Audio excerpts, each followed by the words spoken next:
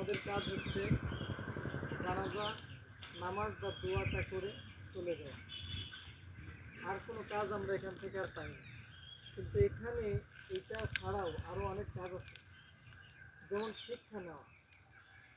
মানুষ শোনে কিন্তু বোঝার চেষ্টা করে না, দেখে কিন্তু শিক্ষা গ্রহণ করে না।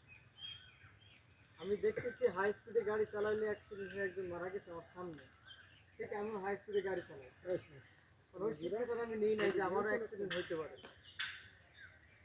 এরপরে আমার সামনে কত ওয়াজ হইতেছে, কত নসিহত হইতেছে, একদিন মারা যেতে হবে, একদিন মারা যেতে হবে, একদিন মারা যেতে হবে, দুনিয়াতে থাকা যাবে না, দুনিয়ায় চিরস্থায়ীভাবে ঠিকানা করা যায় না, এই দুনিয়া ধোকাময় জায়গা, কত ওয়াজ হয়।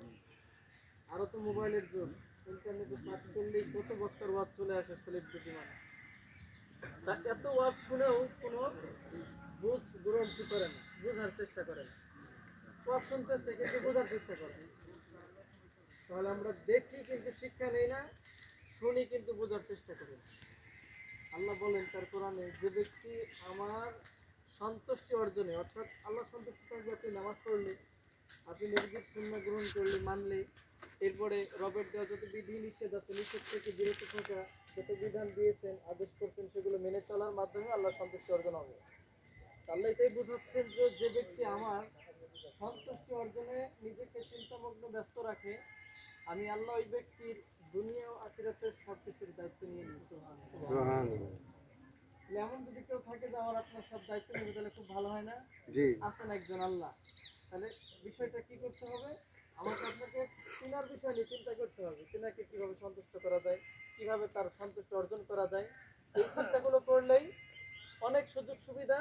তার মধ্যে এক কথায় বোঝানোর জন্য বলা হয় যে আল্লাহ আমার আপনার আখিরাত আর দুনিয়ার সমস্ত কিছুর দায়িত্ব নিয়ে নেবেন।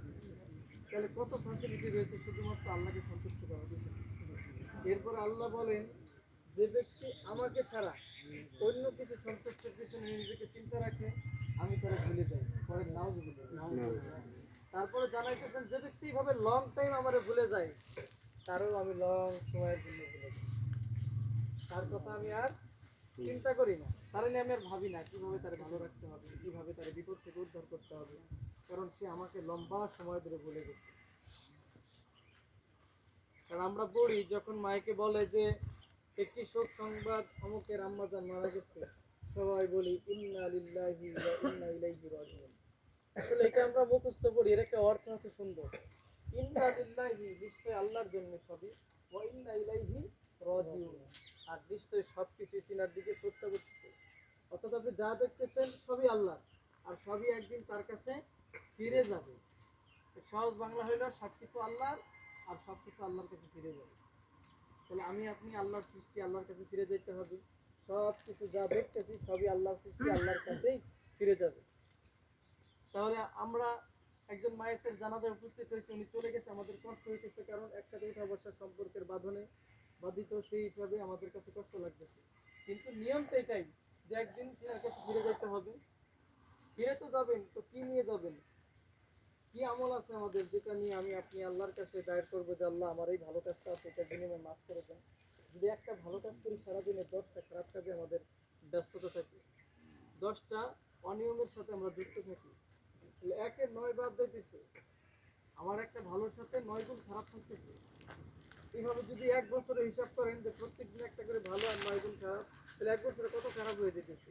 তাহলে কি আল্লাহর সাথে সম্পর্ক ভালো হইতেছে না খারাপ হইতেছে? অথচ নিয়ম ছিল আল্লাহর নৈকট্য অর্জন করা, আল্লাহর কাছাকাছি যাওয়া, আল্লাহর সন্তুষ্ট অর্জন করা। তাহলেই আল্লাহ আমার আপনার দুনিয়া আখিরাতের কবরের সমস্ত কিছু চিন্তা থাকবে। আমার আপনার ভয় করে একলা কিভাবে বাগবাগানে পেয়ে থাকবো, কোনো ভয় নেই, কোনো চিন্তাই থাকবে না, শুধুমাত্র আল্লাহর হয়ে যেতে হবে। প্রিয় আপনজনেরা, আমরা দুনিয়ার চিন্তা চেতনায় দুনিয়াকে প্রাধান্য দিয়ে আল্লাহকে ভুলে গেছি। এই দুনিয়ার চিন্তা চেতনা, দুনিয়াতে প্রাধান্য পাওয়া, দুনিয়ার সব কিছু আমাদেরকে ফেলে ফেলে দিতে হবে, দূরে সরিয়ে দিয়ে আল্লাহ তাআলার চিন্তা চেতনায় মগ্ন থাকতে হবে। আল্লাহ আমাদের সবাইকে এই ধোঁকাময় দুনিয়া থেকে ফিরে আসে রবের বিধান ইবাদতে মগ্ন থাকার তৌফিক দান করে আমি যা কিছু বললাম উভয় পক্ষকে আমল করার তৌফিক করে আমি মায়েদের পরিবারের জন্য দোয়া করি। আল্লাহ তাআলা তাদের সবাইকে সবরে দান করুন, পরিপূর্ণভাবে ধৈর্য ধারণ করতে তৌফিক করে আমি যিনি মারা মারা গেছেন তিনার ভালো কাজের দিকে আল্লাহ লক্ষ্য দিয়ে তাকে চিরতরে মাফ করে দিতে হবে।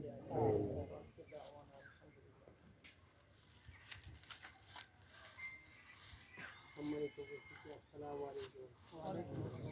আমার মা এই গ্রামে দীর্ঘদিন বসবাস করছেন, আপনাদের অনেকেরই আত্মীয়। প্রায় সবাই আমার মার সাথে কম বেশি কথাবার্তা বলেছেন। লেনদেন বা কথাবার্তায় যদি কোনো ভুল ত্রুটি আমার মা করে থাকে, আমার মাকে ক্ষমা করে দিন। আর যদি লেনদেন কার সাথে থাকে বা কেউ আপনার কাছে কিছু পেয়ে থাকেন, তাহলে অবশ্যই আমাদেরকে জানাবেন। আমরা যথাসাধ্য চেষ্টা করবো শেষ করে দেওয়ার জন্য। জানাজা সম্পন্ন হলে আমরা যারা আরবি নিয়োগ জানে তারা আরবিতে নিয়োগ করবো, আর যারা জানে তারা বাংলায় নিয়োগ করলে হবে। 4 তকবীরের সাথে ইমামের কাছে এই ইমামের কাছে নিয়োগের জানাজা করবে।